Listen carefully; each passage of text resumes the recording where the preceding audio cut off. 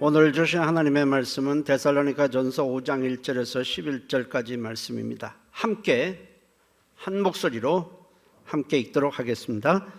형제들아, 때와 시기에 관하여는 너에게 쓸 것이 없음은 주의 날이 밤에 도둑같이 이럴 줄을 너희 자신이 자세히 알기 때문이라. 그들이 평안하다 안전하다 할 그때에 임신한 여자에게 해산의 고통이 이름과 같이 멸망이 갑자기 그들에게 이르니 결코 피하지 못하리라. 형제들아, 너희는 어둠에 있지 아니하며 그날이 도둑같이 너에게 임하지 못하리니 너희는 다 빛의 아들이요 낮의 아들이라. 우리가 밤이나 어둠에 속하지 아니하나니 그러므로 우리는 다른 이들과 같이 자지 말고 오직 깨어 정신을 차릴지라. 자는 자들은 밤에 자고 취하는 자들은 밤에 취하되 우리는 낮에 속하였으니 정신을 차리고 믿음과 사랑에 호신경을 붙이고 구원의 소망의 투구를 쓰자. 하나님이 우리를 세우심은 노하심에 이르게 하심이 아니요 오직 우리 주 예수 그리스도로 말미암아 구원을 받게 하심이라. 예수께서 우리를 위하여 죽으사 우리로 하여금 깨어있든지 자든지 자기와 함께 살게 하려 하시느니라. 그러므로 피차 권면하고 서로 덕을 세우기를 너희가 하는 것 같이 하라. 아멘. 기도합니다. 예배를 통해서, 말씀을 통해서, 찬양을 통해서 우리가 하나님을 만납니다. 말씀이 우리 마음에 새겨지도록 도와주시고 연약했던 우리의 신앙도 힘을 얻게 도와주시고 처졌던 우리의 신앙이 살아나게 도와주시옵소서. 예수님의 이름으로 기도했습니다. 아멘. 오늘 재림에 대해서 말씀을 나누고자 합니다. 교회 와서 처음에 재림에 대한 말씀을 들으면 충격도 받고 곧 재림하실 것이라는 생각이 듭니다. 제가 안경을 안 쓰고 왔어요. 저도 이상해요. 여러분들이 다 멋있게 보입니다. 근데 재림에 대해서 자주 듣다 보면 무감각해지는 것을 봅니다. 그렇지만 재림은 반드시 있을 것이고 우리는 재림이 임박한 시대에 살고 있습니다. 우리의 신앙은 재림으로 완성이 됩니다. 그러므로 주님이 언제 오시든지 우리는 주님을 맞이할 준비를 하고 있어야만 하는 것입니다. 일단 재림하신 후에는 가슴을 치고 통곡을 해도 소용이 없습니다. 기회가 없기 때문에 그렇습니다. 십자가에서 우리 죄를 청산해 주시고 부활하신 후에 하늘로 올라가신 예수님은 다시 세상에 오실 것입니다. 주님이 부활 승천하실 때 한 500명 정도의 사람들이 주님이 승천하시는 장면을 보고 있는데 흰옷 입은 두 천사가 사람들에게 이렇게 말을 합니다. 사도행전 1장 10절 11절에 올라가실 때 제자들이 자세히 하늘을 쳐다보고 있는데 흰옷 입은 두 사람이 저희 곁에 서서 이르되 갈릴리 사람들아 어찌하여 서서 하늘을 쳐다보느냐. 너희 가운데서 하늘로 올리신 이 예수는 하늘로 가심을 본 그대로 오시리라 하였느니라 했습니다. 주님이 재림하시는 이유는 그가 만드신 세상을 마무리하고 정리하기 위해서입니다. 사람도 어떤 것을 시작했으면 정리하거늘 하물며 하나님이시겠습니까? 계시록 22장 13절에 나는 알파와 오메가여 처음과 마지막이요 시작과 마침이라 했습니다. 시작한 것을 반드시 끝내시겠다는 것입니다. 성경은 하나님의 창조로 시작합니다. 태초에 하나님이 천지를 창조하시니가 성경 첫 번에 나오는 구절입니다.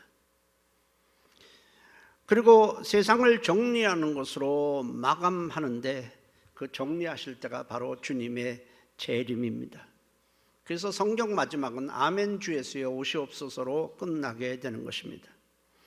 예수를 믿지 않는 자들에게 재림에 대해서 세상 종말에 대해서 이야기하면 그들은 이렇게 말을 합니다. 베드로후서 3장 3절 4절에 먼저 이것을 알지니 말세에 조롱하는 자들이 와서 자기의 정욕을 따라 행하며 조롱하며 이르되 주께서 강림하신다는 약속이 어디 있느냐. 조상들이 잔후부터 만물이 처음 창조할 때와 같이 그냥 있다 하니라고 했습니다. 뭐 날마다 무슨 세상이 갑자기 없어진다는 거냐, 그건 있을 수 없다라고 말을 합니다. 그런 자들에게는 주님의 재림이 도둑같이 임할 것이고, 잉태된 임신한 여자에게 해산의 고통이 이름과 같이 갑자기 임하게 될 것입니다. 데살로니가전서 5장 2절 3절에 주의 날이 밤에 도둑같이 이를 줄을 너희 자신이 자세히 알기 때문이라. 그들이 편안하다 안전하다 할 그때에 임신한 여자에게 해산의 고통이 이름과 같이 멸망이 갑자기 그들에게 이르니 결코 피하지 못하리라 했습니다. 믿지 않는 자들에게 있어서 주님의 재림은 도둑이 오는 것과 같다, 이렇게 표현을 했습니다. 또 임신한 여자에게 해산의 고통이 갑자기 이르는 것과 같다라고 비유한 데는 이유가 있습니다. 도둑이 올 것을 예상하지 못하고 있다가 갑자기 도둑이 오듯이 믿지 않는 자들에게는 주님의 재림이 마치 예상치 못하다가 온 도둑과 같다는 것입니다. 근데 도둑이 오는 것은 빼앗고 죽이기 위해서입니다. 요한복음 10장 10절에도 도둑이 오는 것은 도둑질하고 죽이고 멸망시키려는 것뿐이라 했습니다. 믿지 않는 자들에게 있어서 주님의 재림은 모든 것을 다 빼앗기는 날입니다. 구원받을 기회도 빼앗기고 주님의 사랑을 받을 수 있는 기회도 다 빼앗기는 날입니다. 또 믿지 않는 사람들에게 있어서 주님의 재림은 여인에게 갑자기 해산의 고통이 임할 것 같이 재림 때는 큰 두려움이 있게 될 것입니다. 그러나 믿는 자들에게 있어서는 주님의 재림은 결코 도둑같이 임하는 것이 아닐 것입니다. 예수를 믿음으로 우리는 빛의 자녀가 되었고, 우리는 주님의 재림하실 것을 알고 있고 기다리고 있고 사모하고 있기 때문에 그렇습니다. 데살로니가전서 5장 4절 5절에 형제들아 너희는 어둠에 있지 아니하며 그날이 도둑같이 너에게 임하지 못하리니 너희는 다 빛의 아들이요 낮의 아들이라고 했습니다. 우리는 재림을 사모하고 있는 자들입니다. 주님의 재림이 믿지 않는 자들에게는 도둑같이 임하고 두려움과 함께 영원한 멸망이 시작되는 날이지만 믿는 자들에게 있어서 주님의 재림은 너무나 기쁜 날이고 하나님의 영광이 우리에게 임하는 날인 것입니다. 데살로니가후서 1장 7절 10절에 주 예수께서 자기의 능력의 천사들과 함께 하늘로부터 불꽃 가운데 나타나실 때에 하나님을 모르는 자들과 우리 주 예수의 복음에 복종하지 않는 자들에게 형벌을 내리시리니 이런 자들은 주의 얼굴과 그의 힘의 영광을 따라 영원한 멸망의 형벌을 받으리로다. 그날에 강림하사 그의 성도들에게서 영광을 받으시고 모든 믿는 자들에게 놀랍게 여김을 얻으시니 이는 우리의 증거가 너에게 믿어졌음이라고 했습니다. 우리에게는 영광의 날이 바로 재림인 것입니다. 재림하실 때 주님은 창조하신 모든 것을 깨끗하게 정리하시게 됩니다. 여러 가지가 너저분하게 널려있는 창고를 정리할 때 쓸 것은 따로 모으고 나머지는 전부 쓰레기통에 버리듯 주님이 재림하실 때는 그렇게 되는 것입니다. 사람을 제외한 모든 것은 다 불태워 소각해버립니다. 더 이상 있어야 할 가치가 없기 때문에 그렇습니다. 그렇지만은 사람을 제외하는 데는 이유가 있습니다. 베드로서 3장 10절에 그러나 주의 날이 도둑같이 오리니 그날에는 하늘이 큰 소리로 떠나가고 물질이 뜨거운 불에 풀어지고 땅과 그 중에 있는 모든 일이 드러나리로다 했습니다. 사람을 따로 분류하는 이유는 사람은 영적 존재이기 때문에 불에 태운다고 해서 없어지는 존재가 아니기 때문에 그렇습니다. 모든 사람은 천국에 들어가든지 지옥에 들어가든지 둘 중 하나입니다. 물론 그 기준은 예수 그리스도를 나의 개인의 구주로 믿느냐 않느냐에 달려 있습니다. 이미 세상을 떠난 자들도 동일하게 이 기준에 적용을 받게 됩니다.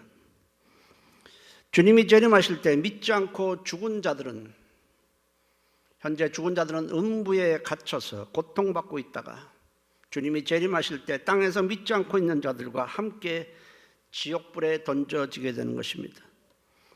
반면에 믿고 죽은 자들은 낙원에서 지금 쉬고 있다가 이를 성경은 잠잔다라고 표현합니다. 땅에서 믿고 있는 자들과 함께 주님이 재림하실 때 공중으로 끌어올려 주님을 영접한 후에 천국에서 주님과 함께 영원히 살게 될 것입니다. 데살로니가전서 4장 16절에 주께서 호령과 천사장의 소리와 하나님의 나팔 소리로 친히 하늘로부터 강림하시리니 그리스도 안에서 죽은 자들이 먼저 일어나고 그 후에 우리 살아남은 자도 저희와 함께 구름 속으로 끌어올려 공중에서 주를 영접하게 하시리니 그리하여 우리가 항상 주와 함께 있으리라 했습니다. 그런데 지옥이나 천국에 들어갈 때는 지옥에 들어간 자도 마찬가지고 천국에 들어가 있는 자도 마찬가지고 모두 다 죽지 아니할 몸을 입게 되는 것입니다. 요한복음 5장 29절에 선한 일을 행한 자는 생명의 부활로 악한 일을 행한 자는 심판의 부활로 나오리라고 했습니다. 성경에서 선하다 악하다의 기준은 인간의 행위를 말하는 것이 아니라 예수를 믿느냐 믿지 않느냐로 나누게 됩니다. 선한 일이라는 것은 예수를 구주로 믿는 것이 선한 일이고 악한 일이라는 것은 예수를 믿지 않는 것이 악한 일인 것입니다.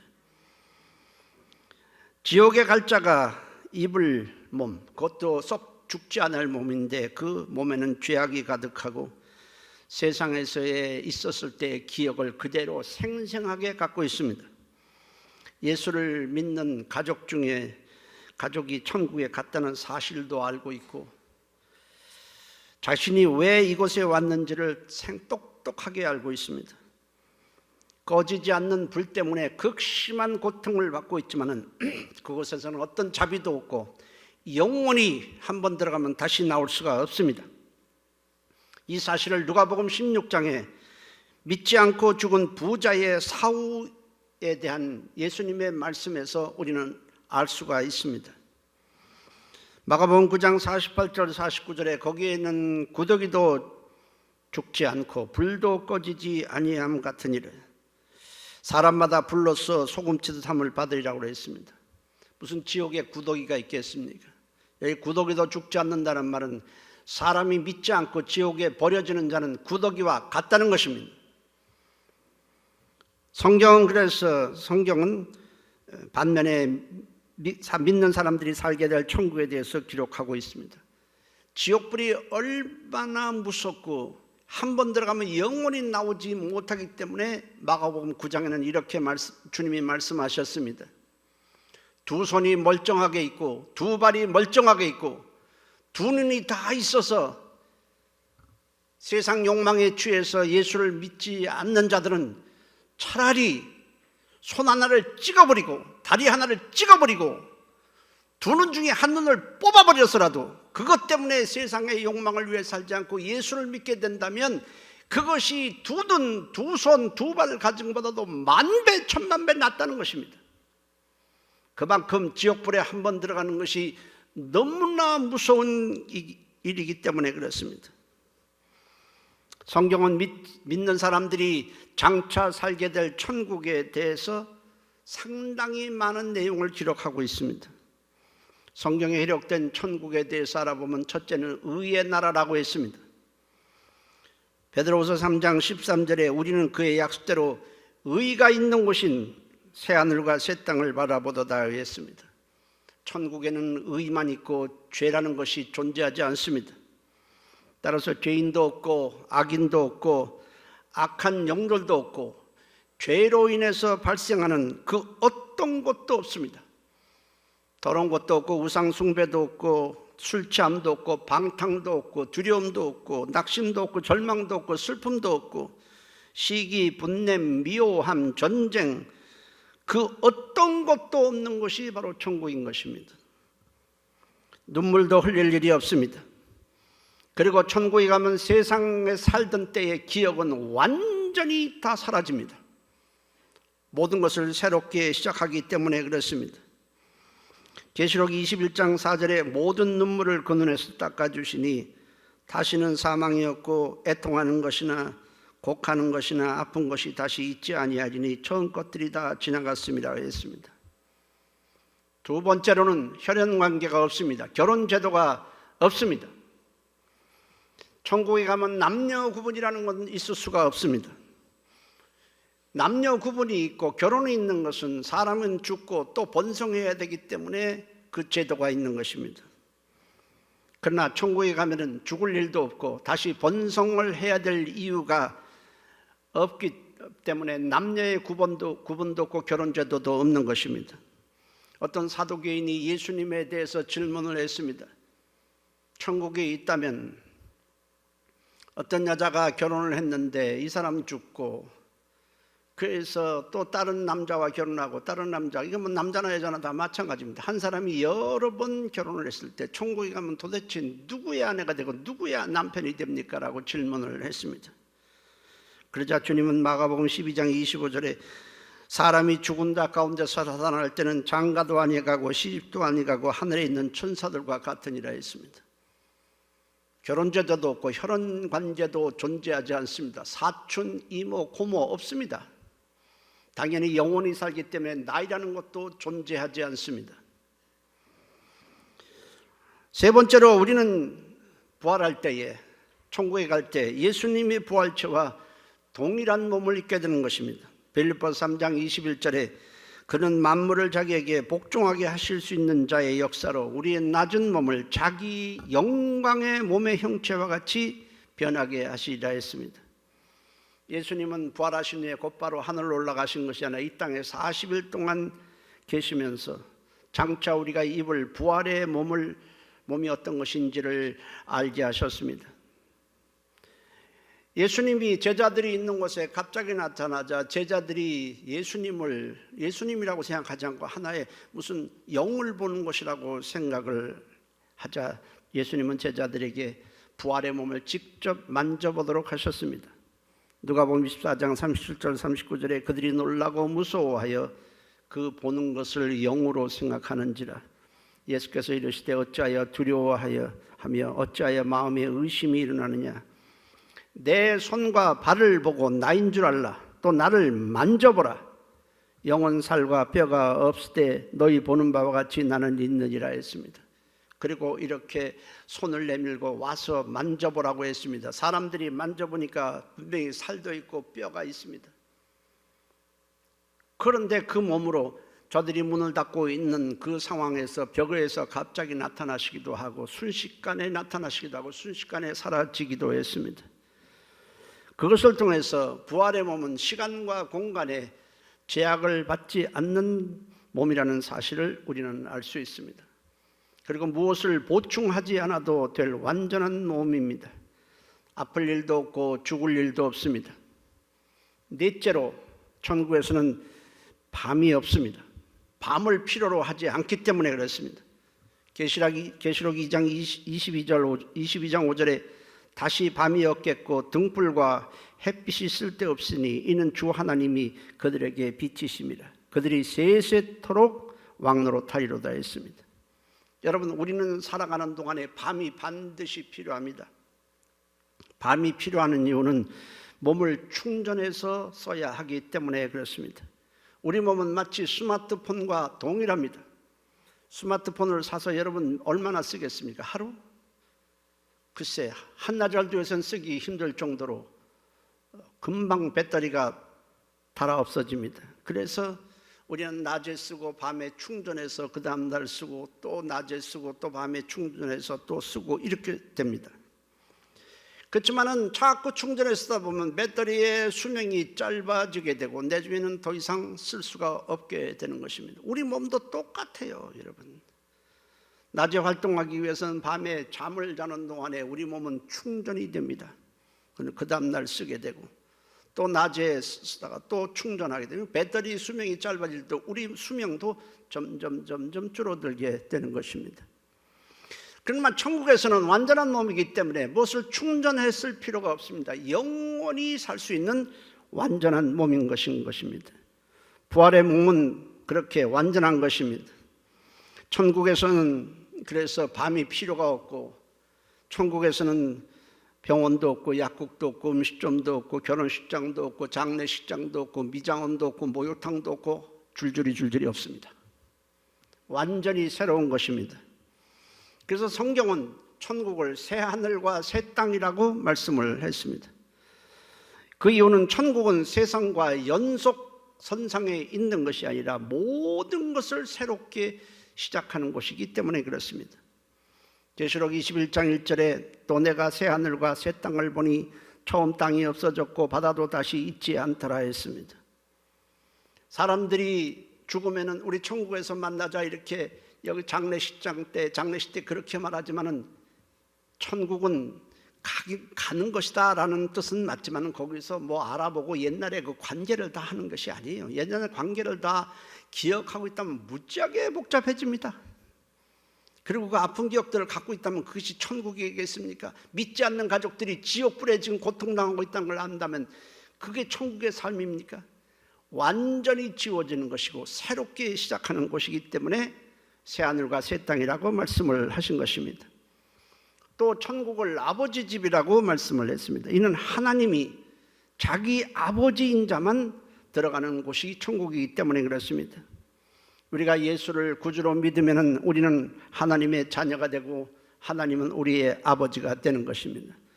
요한복음 1장 12절에 영접하는 자 곧 그 이름을 믿는 자들에게는 하나님의 자녀가 되는 권세를 주셨다고 했습니다. 하나님과 우리는 영원히 함께 살아야 할 가족인 것입니다. 여러분, 교회 다니면서도 하나님을 아버지라고 부르지 못한 사람은 자기 신앙을 점검해야 하는 것입니다. 하나님 아버지라고 그러면 난 못하겠다고 그래요. 그건 아직 예수를 자기 구주로 개인적으로 영접하지 않았다는 증거입니다. 따라서 하나님 아버지, 하나님 아버지, 할렐루야. 그렇다면 예수님은 언제 재림하실 거예요?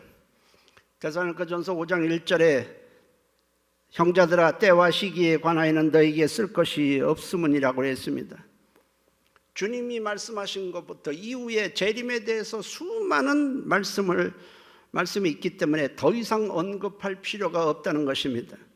성경은 재림 날짜에 대한 언급은 없지만 마지막 때 있을 징조에 대해서는 여러 가지를 말씀을 하고 있습니다. 아담과 하와가 하나님께 범죄하고 타락했을 때 하나님은 창세기 3장 18절에 땅이 네게 가시덤불과 은공키를 낼 것이라고 말씀을 하셨습니다. 이 말씀은 무슨 뜻이냐? 죄로 말미암아 우리가 사는 세상은 황폐해진다는 예고인 것입니다.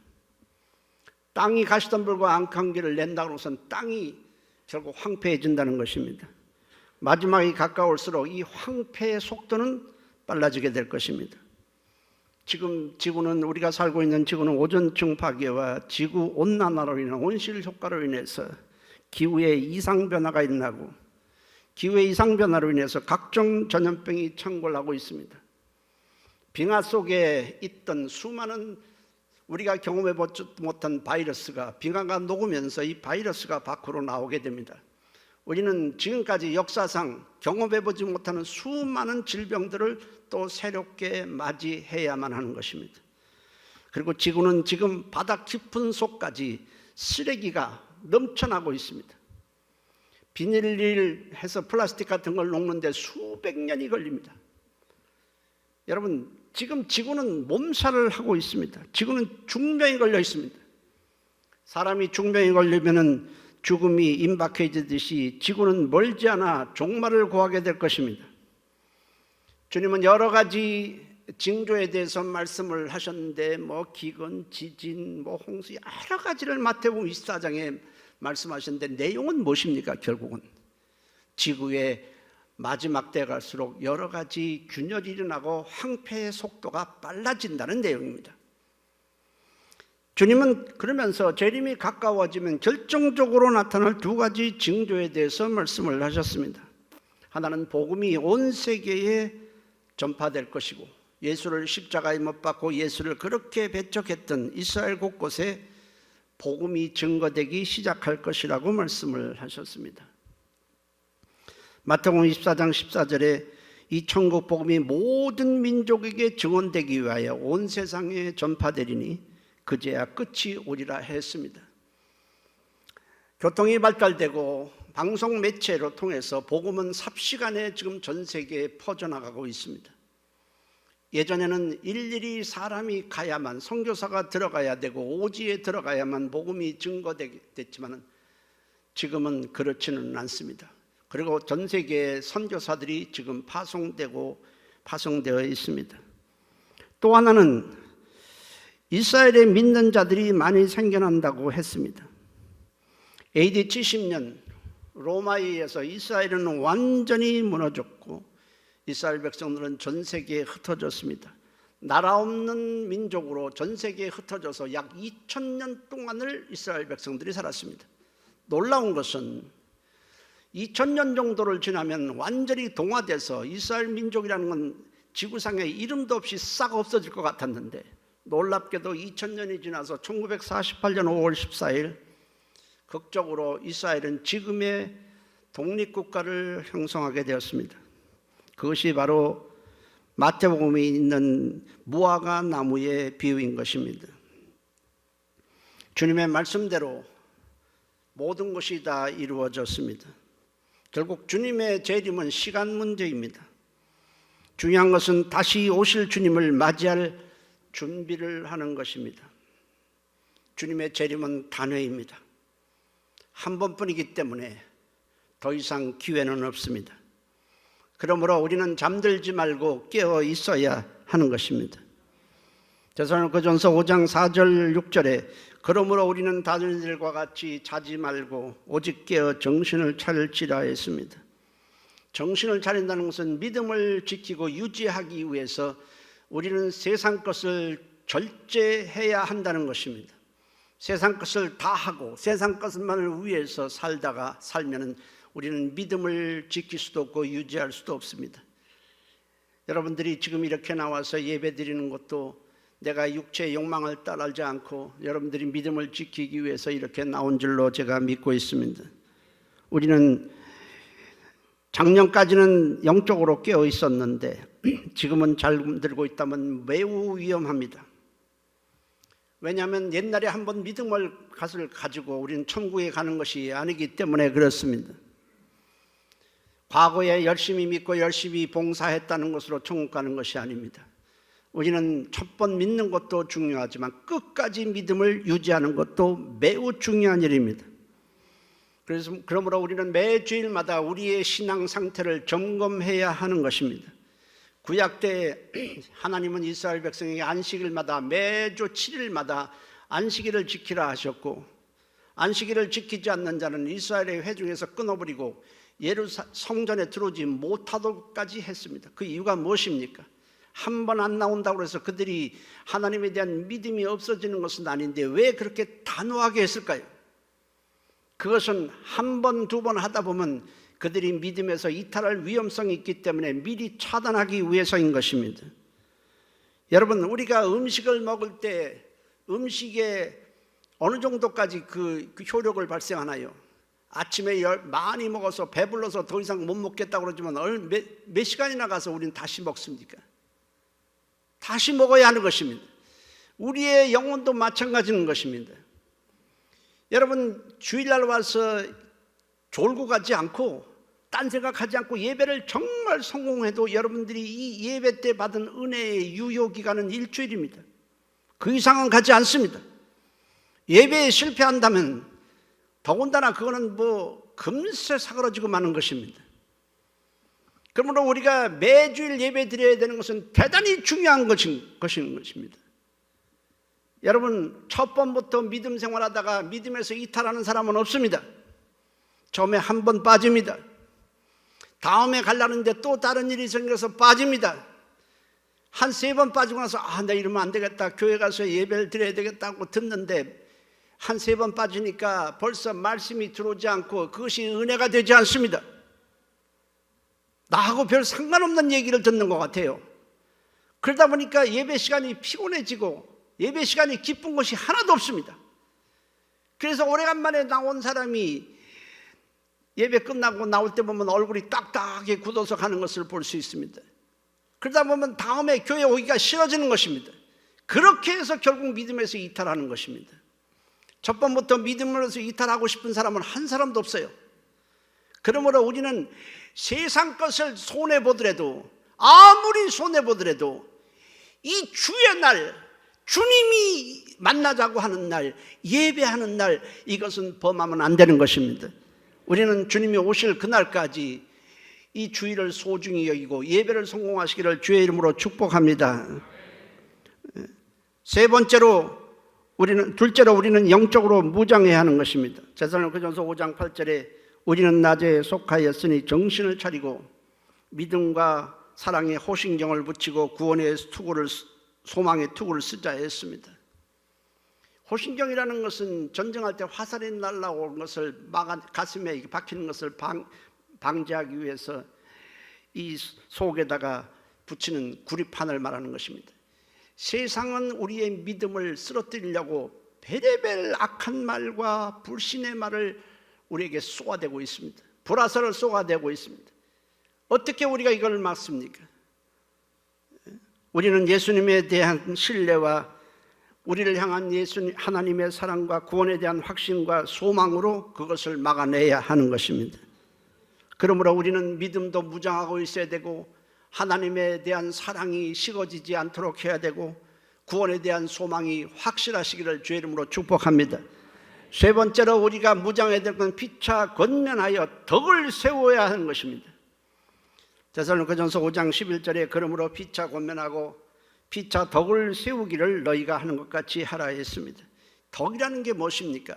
우리는 세상에서 덕스럽다는 말을 많이 합니다. 그저 화목하고 그저 남 다치지 않게 하고 이런 걸 덕이라고 말하는 것입니다. 그러나 성경에서 말하는 덕은 그런 것이 아닌 것입니다. 세상에서 말하는 덕과는 차원이 다른 얘기인 것입니다. 베드로전서 2장 9절에 오직 너희는 택하신 족속이요 왕같은 제사장들이요 거룩한 나라요 그의 소유된 백성이니 이는 너희를 어두운 데서 불러내어 그의 기이한 빛에 들어가게 하신 이의 아름다운 덕을 선포하게 하려 하심이라 했습니다. 인간은 죄로 인해서 저주와 사망에 갇혔지만은 예수님은 우리를 어두운 데서 불러내어 빛의 나라, 생명의 나라에 들어갈 수 있도록 해 주셨습니다. 이렇게 천국인 빛의 나라에 들어갈 수 있도록 해 주신 예수님께서 하신 일이 바로 덕인 것입니다. 아름다운 덕인 것입니다. 그러므로 덕을 세운다는 것은 사람들끼리 화목하라는 얘기가 아니고 예수님에 대한 믿음과 소망이 견고해지도록 하라는 것입니다. 우리는 서로 격려하고 도와주어서 우리는 믿음이 떨어지지 않도록 도와주어야 하는 것입니다. 우리가 오늘날 이렇게 믿음을 갖게 된 것도 옆에서 도와주고 격려해주고 권면해주고 기도해줬기 때문이 아니겠습니까? 우리도 그와 같이 해서 믿음에서 떨어지는 자 한 사람도 없게 하시기를 주의 이름으로 축복합니다. 주님이 오실 때 여기 있는 자들 중에서 한 사람도 들림받지 못하는 자가 없기를 바랍니다. 오늘 밤이라도 주님이 재림하시면 우리는 기쁨으로 맞이할 수 있도록 항상 준비하고 있어야 하는 것입니다. 우리는 주님이 오실 때 어떤 핑계도 될 수 없습니다. 바빠서 그렇다고 그러고 급한 일이 있어서 그렇다고 아주 중요한 일이 있어서 내가 잠시 재림을 준비하지 못했다는 얘기는 통하지 않습니다. 전혀 그런 얘기는 우리는 주님 앞에 핑계댈 수 없습니다. 왜냐하면 우리는 처음 지음받을 때부터 하나님을 영광을 위해 살도록 지음받았습니다. 더군다나 우리가 죄를 졌지만은 주님이 우리를 구원하시기 위해 십자가에서 자기 몸을 찢고 피 흘려서 멸망해서 우리를 구원해 주셨습니다. 그렇게 하신 것은 남은 인생 주님을 섬기며 교회를 세우고 영혼을 구원하도록 하는데 우리가 쓰임받도록 하기 위해서였습니다. 노아의 홍수 때처럼 주님의 재림이 임하신다고 말씀을 하셨습니다. 주님은 앞으로 120년 후에 이 홍수로 세상을 멸망시킬 것이라고 말씀을 하자 노아가 그 말을 사람들에게 전하자 사람들이 전부 비웃습니다. 저 사람 정신 나간 사람 아니냐? 무슨 이런 곳에 하늘에서 비가 쏟아져서 이 온 세상이 다 물에 잠긴다고 하느냐? 비웃고 조롱하고 그랬지만 노아는 열심히 방주를 만들었습니다. 준비했습니다. 저들은 내일 홍수가 쏟아지는데도 오늘을 먹고 즐기고 자기네들이 세상에 하고 싶은 건 다 했습니다. 그런데 내일 아침에 됐을 때 갑자기 하늘에서 먹구름이 하늘을 뒤덮더니 비가 쏟아지기 시작하고 땅에서 물이 막 솟아 올라왔습니다. 그 전에 하나님 말씀하십니다. 내가 내일 아침에부터 이 온 세계를 물로 다 잠기게 할 테니 너는 방주에 들어가서 문을 잠그라. 그 방주에 들어가서 문을 잠궜는데 비가 쏟아지기 시작하는데 사람들이 아비규환입니다. 어떤 사람은 막 달려와서 방주의 문을 열어다고 문을 두드리다가 물에 쓸려 내려가고 다 죽습니다. 그러나 하나님은 단호하게 말씀하셨습니다. 방주문을 절대로 열지 말라는 것입니다. 기회는 없다는 것입니다. 결국 방주를 준비한 노아 가족만 살아남고 100% 다 죽었습니다. 여러분, 재림도 이와 같다라고 말씀을 하셨습니다. 우리는 사람을 볼 때 겉사람을 볼 것이냐 아니면 속사람을 볼 것이냐를 생각해야 하는 것입니다. 잠시 후에 흙으로 돌아갈 겉사람만 보면 가진 자들이 부러워집니다.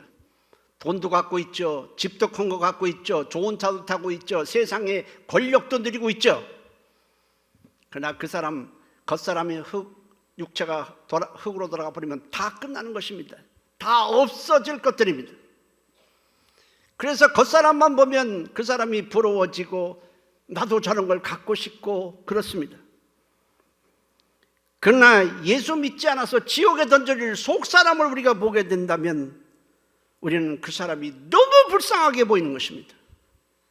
저 사람 저러다가 지옥 형벌에 들어가면 영원히 나오지 못할 텐데. 그래서 마음이 아프고 속상하고 불쌍하게 보이고 그 마음이 있어야 전도하는 것입니다. 여러분, 겉사람을 보는 사람이 전도하는 사람 없습니다. 기껏해 한다는 소리가 교회 한번 우리 나가면 어때? 뭐 이딴 소리만 하고 앉았습니다. 여러분, 그런 게 아닌 것입니다. 믿지 않는 사람들은 세상을 자랑하기에 바쁘지만, 세상 것을 자랑하기에 바쁘지만 우리는 멸망에서 우리를 구원해 주신 우리 예수를 자랑하고 그걸 위해서 십자가에서 피 흘렸으니 우리는 십자가를 자랑해야 하는 것입니다. 여러분, 우리의 자랑은 돈도 아닙니다. 자식 자랑도 아니에요. 우리는 오직 십자가를 자랑해야 하는 것입니다. 주님이 재림하실 때 우리는 부활의 영광의 몸을 입고 주의 일에 힘쓴 것에 대해서 주님 앞에 나가서 상급을 받고 새하늘과 새 땅에서 우리 아버지 집에서 세세토록 주님과 함께 영광을 누리며 살아가시기를 예수의 이름으로 축복합니다. 할렐루야. 이 시간에 통성으로 기도하겠습니다. 하나님, 내가 정신을 차리지 못하고 겉사람 것을 보면서 부러워까지 했으니 우리의 믿음이 많이 변질이 됐습니다.